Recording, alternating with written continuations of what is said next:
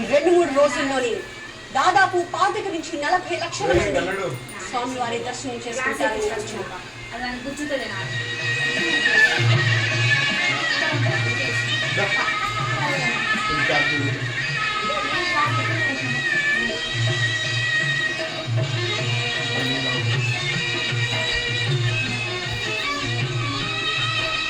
బాలరామునికి నుదుటన మంగళ నీరాజన దీపం సందర్శయామి. మహాదేవ్యై చ విద్మహే విష్ణుపత్న్యై చ ధీమహి తన్నో లక్ష్మీః ప్రచోదయాత్. సమస్త జననీం వందే చైతన్యస్తన్యదాయినీం శ్రేయసీం శ్రీనివాసస్య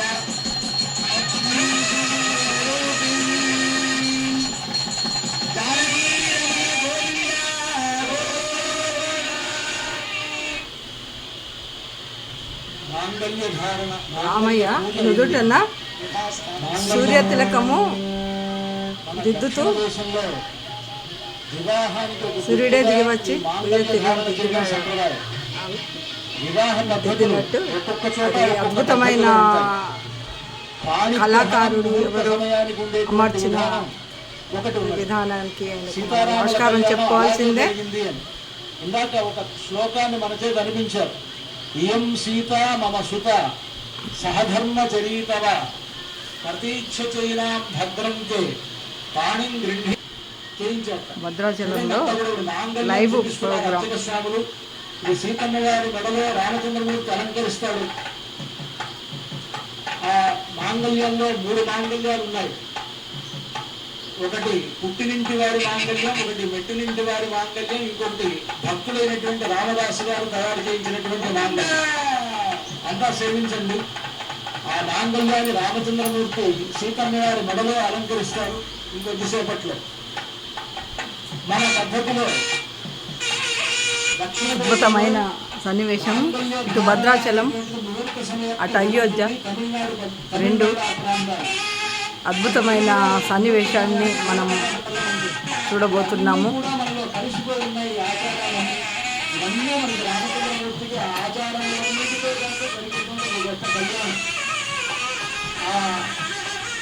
రామచంద్రమూర్తి సీతమ్మ వారి మెడలో ఆ మాంగళ్యాన్ని ధరింపజేసేటప్పుడు జగద్రక్షణ హేతునా అంటారు. ఈ జగత్తుని మొత్తాన్ని కాపాడడం కోసమని సీతమ్మ వారితో ఆయనకు కళ్యాణం జరుగుతుంది కనుక మాంగళ్య తంతునానేన బాలరాముని పూజ, ఇటు రామయ్య పెళ్లి. ఇక్కడ మామూలుగా అందరూ కంఠే బధ్నామి అని అంటారు. కంఠే అద్భుతమైన సన్నివేశం మనం ఇప్పుడు చూస్తున్నది. 2 ఒకే టీవీలో చూపించడము మనం చూడడం కూడా మన అదృష్టమే. ఎవరైనా చూడని వాళ్ళు ఉంటే నేను పంపే వీడియో మొత్తం చూడండి. చూసి మనస్ఫూర్తిగా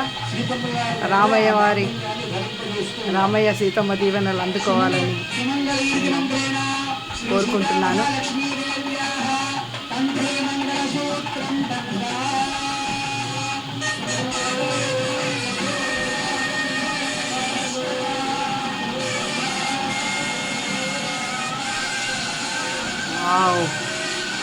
తండ్రి రామయ్య, అమ్మ సీతమ్మ.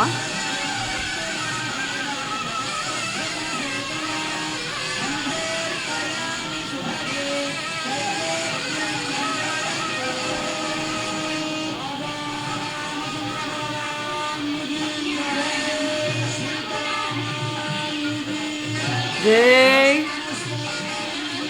జై జై గోవింద గోవింద గోవింద గోవింద. జై శ్రీరామ్, జై శ్రీరామ్, జై శ్రీరామ్.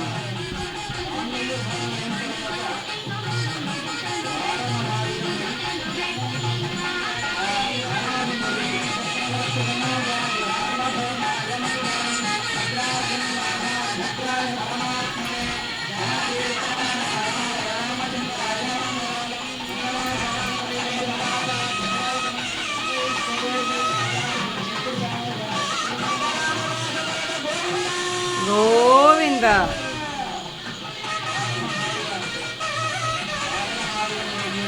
కన్నుల పండుగగా రామయ్య కళ్యాణం నేను ఇంట్లోనే చూసిందండి.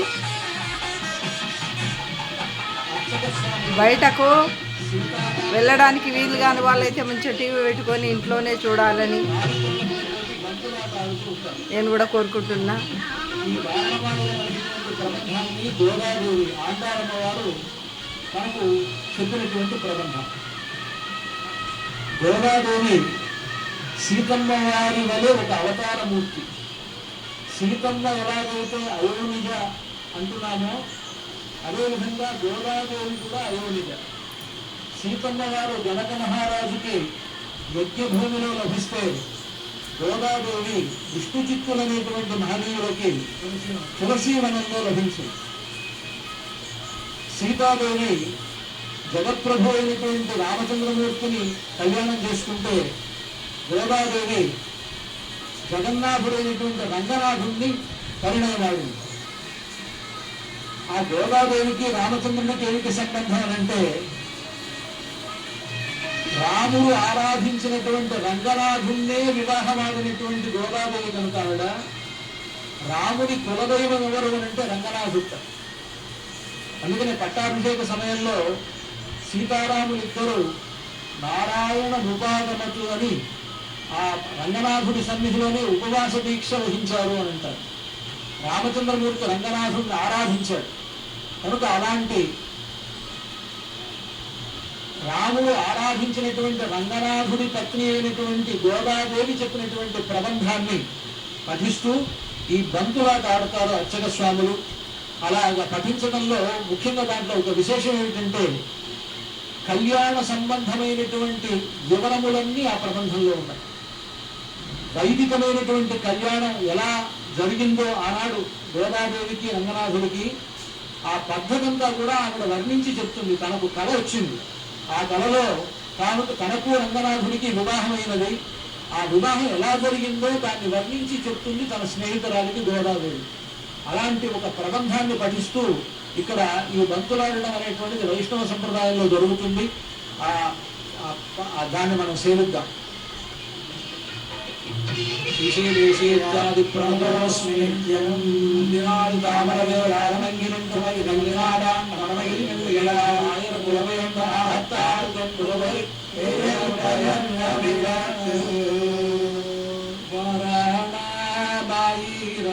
శుభ